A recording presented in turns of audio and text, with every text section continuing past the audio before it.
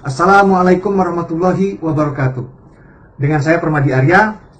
Video vlog hari ini saya bikin sebagai koreksi atas pernyataan yang sangat saya hormati Ustadz Abdul Somad mengenai pernyataan beliau soal perang di Suriah adalah konflik Sunni dan Syiah. Sebelumnya mohon jangan anggap ini sebagai bentuk su'ul adab saya terhadap Ustadz Abdul Somad. Saya sangat menghormati beliau. Saya suka nonton ceramah-ceramahnya beliau di YouTube karena beliau menurut saya adalah seorang ustadz yang cerdas. Namun, biar bagaimanapun Ustadz Abdul Somad yang saya hormati adalah seorang ustadz. Beliau bukan pengamat militer, beliau bukan ahli politik. Jadi, apabila analisa geopolitik Ustadz Abdul Somad tidak akurat, saya pikir itu wajar. Perang Suriah bukan, sekali lagi saya katakan, bukan konflik sektarian antara Sunni dan Syiah.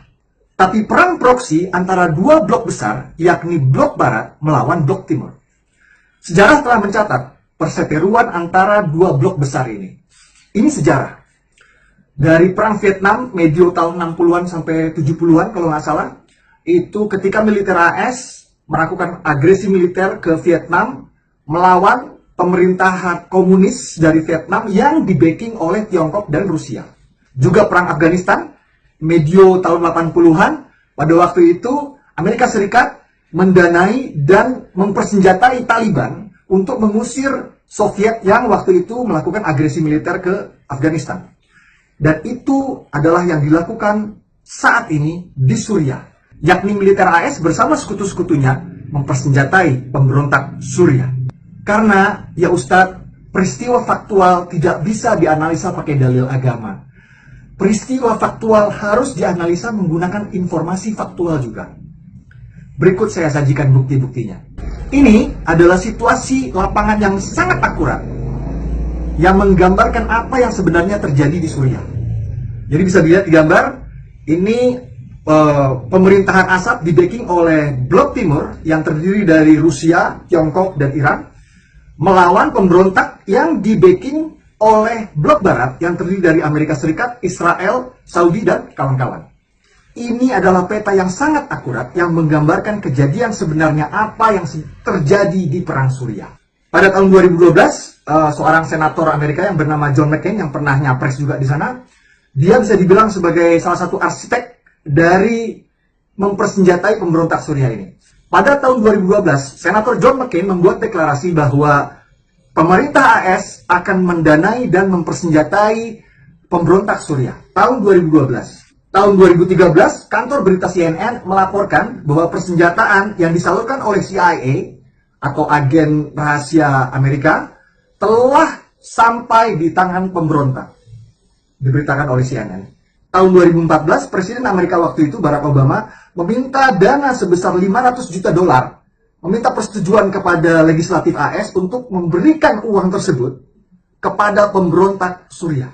Ini beritanya dilaporkan oleh BBC. Prancis sebagai bagian dari blok Barat juga memberikan persenjataan kepada pemberontak Suriah seperti dinyatakan oleh Presiden Prancis waktu itu, Hollande. Ini beritanya. Jika masih kurang, ini ada kesaksian dari seorang senator Amerika yang bernama Rand Paul.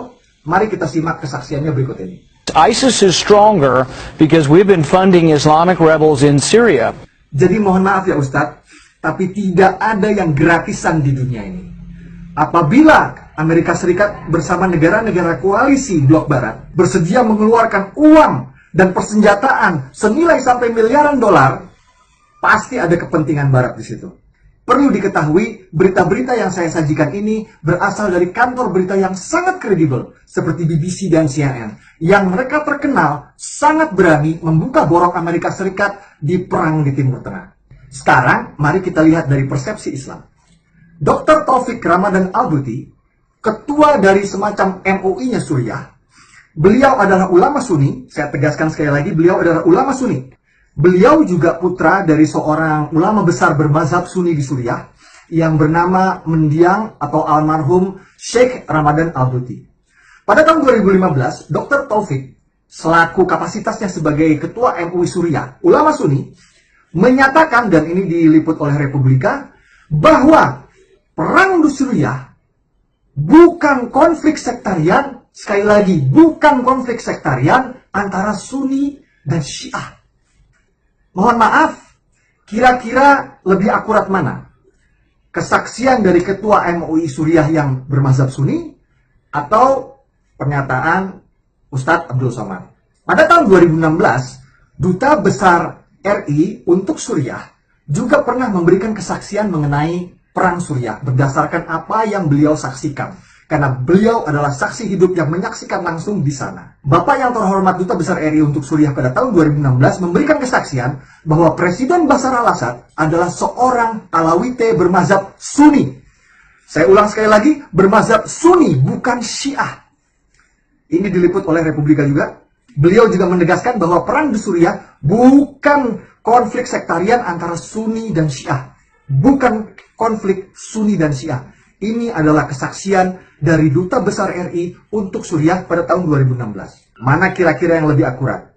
Kesaksian Duta Besar RI untuk Suriah atau Ustadz Abdul Somad? Sekedar informasi tambahan, silahkan perhatikan foto ini. Ini adalah cara sholat dari mazhab Syiah. Tangannya lurus ke bawah, bisa dilihat ya. Sekarang perhatikan baik-baik foto berikut ini. Ini adalah foto Presiden Suriah Bashar al-Assad yang sedang sholat berjamaah. Kenapa tangan beliau sedekapan? Karena Bashar al-Assad mazhabnya Sunni, bukan Syiah. Foto-foto ini hanya untuk memperkuat kesaksian dari Bapak yang terhormat Duta Besar RI yang dinyatakan pada tahun 2016. Jadi berdasarkan informasi faktual yang telah saya paparkan, saya berani katakan bahwa perang di Suriah bukan konflik sektarian antara Sunni dan Syiah.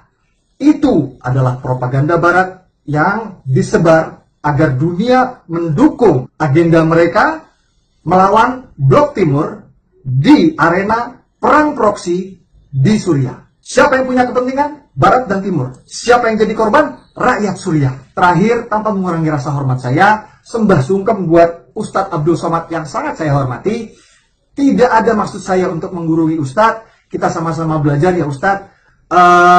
Dan semoga Ustadz Abdul Somad yang saya hormati memenuhi undangan tabayun dari Persatuan Alumni Syam. Yang saya dengar katanya Duta Besar RI juga akan hadir di situ.